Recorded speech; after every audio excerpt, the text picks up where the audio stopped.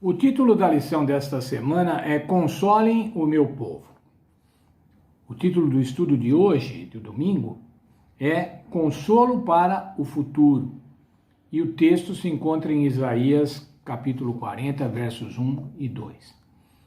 Por que o povo precisava ser consolado, irmãos? Veja, estudamos até aqui, nos 39 capítulos de Isaías, o povo sendo oprimido, o povo sendo escravizado, o povo recebendo reprovações por conta da quebra da aliança e sofrendo as consequências da quebra da aliança. Lembram-se, a aliança feita com Abraão, feita com Moisés, era: obedeçam e vocês vão ser felizes.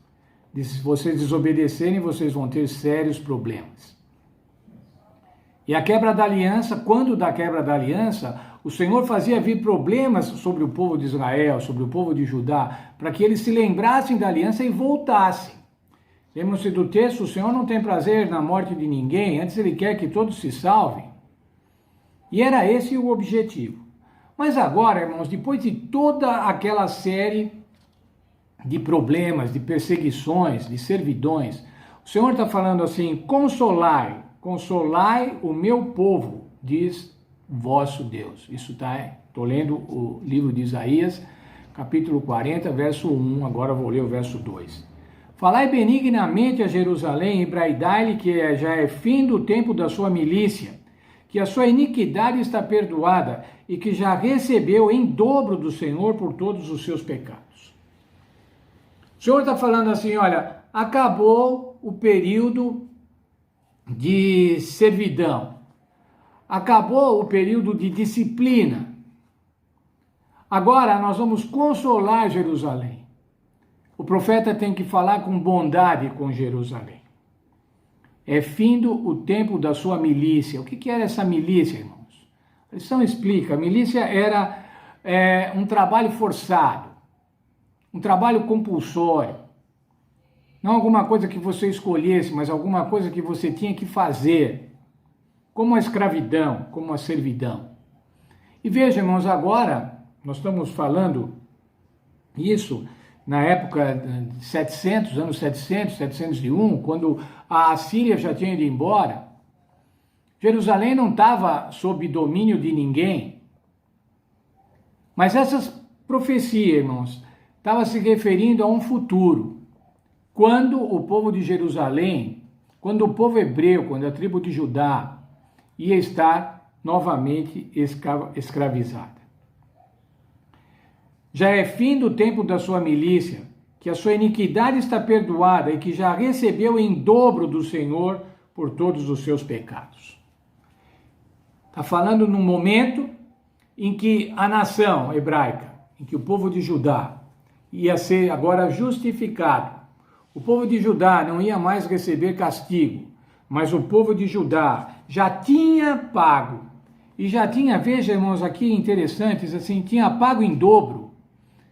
Mas o Senhor cobrou em dobro do povo de Israel, irmãos, do povo de Judá. Veja, qual era o costume naquela época, irmãos? O costume era que quando havia um furto, aquele que tinha furtado, ele devia pagar em dobro. Pagar em dobro por quê? Primeiro, a primeira parte, a primeira metade era para restituir aquilo que tinha sido roubado. E a segunda parte, irmãos, o dobro, era pela restituição, pela transgressão, era pela pena da transgressão. Bem, mas o Senhor então cobrou de Israel em dobro, mas quais foram os pecados de Israel? Quais foram os pecados da tribo de Judá, do povo hebreu?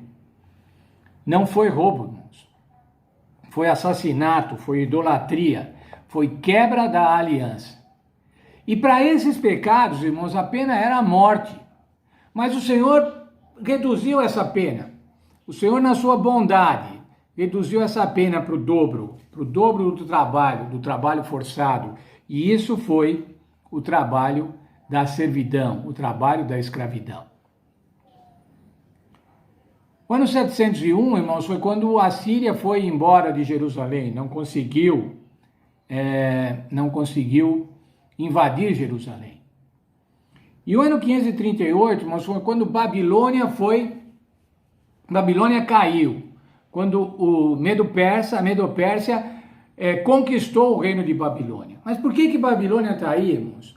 Porque foi Babilônia que escravizou o povo de Deus. Foi Babilônia que no ano 586 ou 587 escravizou o povo, destruiu o templo. Lembra, mas por que Babilônia fez isso? Porque quando Ezequias mostrou os tesouros do templo, mostrou os tesouros do palácio, Babilônia ficou uriçada para invadir. E século depois, 160 anos depois, 100 anos depois, aproximadamente, eles invadiram, foi a época de Daniel. Mas o Senhor dizia agora que ia findar o tempo da milícia, o tempo do trabalho forçado. Quando que isso acabou, irmãos? Quando Ciro, o persa, invadiu Babilônia. Veja lá, vamos ver o texto de Daniel. Já lemos neste trimestre esse texto. Daniel 5, 30 e 31. Naquela mesma noite foi morto Beltesazar, rei dos caldeus, rei da Babilônia. E Dario, o Medo, ocupou o reino com a idade de 62 anos. Lembra a festa que Beltesazar fez, utilizando os utensílios do templo? Um bacanal, e a escrita na parede, e naquela noite, Ciro invadiu Babilônia, e o reino de Babilônia já não existiu mais. E esse mesmo Ciro, irmãos, é que ia providenciar depois a possibilidade do povo retornar, do povo hebreu que estava escravizado por Babilônia, retornar. Os versos 1 e 2 de Isaías, esses que lemos, irmãos, eles se referem à libertação do jugo de Babilônia. Não tem nada mais a ver com a Síria, mas é uma coisa que ia acontecer 162 anos depois, após o cerco de Jerusalém. Há um texto ainda em Isaías, irmãos, Isaías capítulo 14, versos 1 a 4, que diz assim: o Senhor se compadecerá de Jacó, mais uma vez elegerá a Israel e os porá para a sua própria terra. Ajuntar-se-ão com eles os estrangeiros e chegarão à casa de Jacó. Os povos os receberão e os levarão aos seus lugares, e a casa de Israel os possuirá por servos e por servas nas terras do Senhor. Cativarão aqueles que os cativaram e dominarão aqueles que os oprimiam. No dia em que Deus vier a dar-te descanso do teu trabalho, do teu tremor e da dura servidão com que te fizeram servir, então proferirás este dito contra o rei de Babilônia: como cessou o opressor, como acabou a tirania. A libertação do jugo de Babilônia. Como cessou? E lembra, irmãos, nós vimos falando assim: ó, você já está morto também, está junto com os outros mortos. Um motejo, não é? Era assim, farás esse dito contra o rei.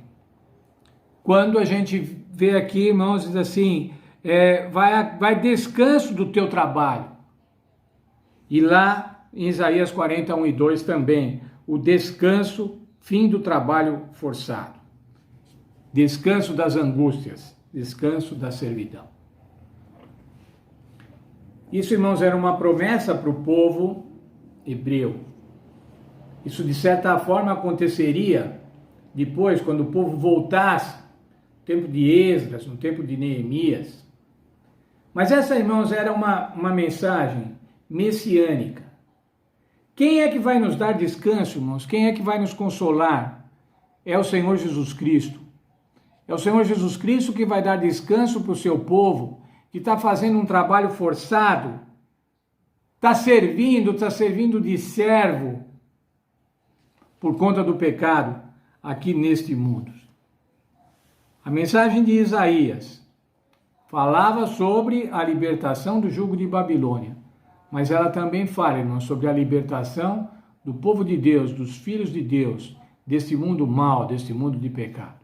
A salvação em Cristo Jesus, que nós vamos estudar ainda ao longo desta semana e ao longo deste trimestre, até o final desse trimestre.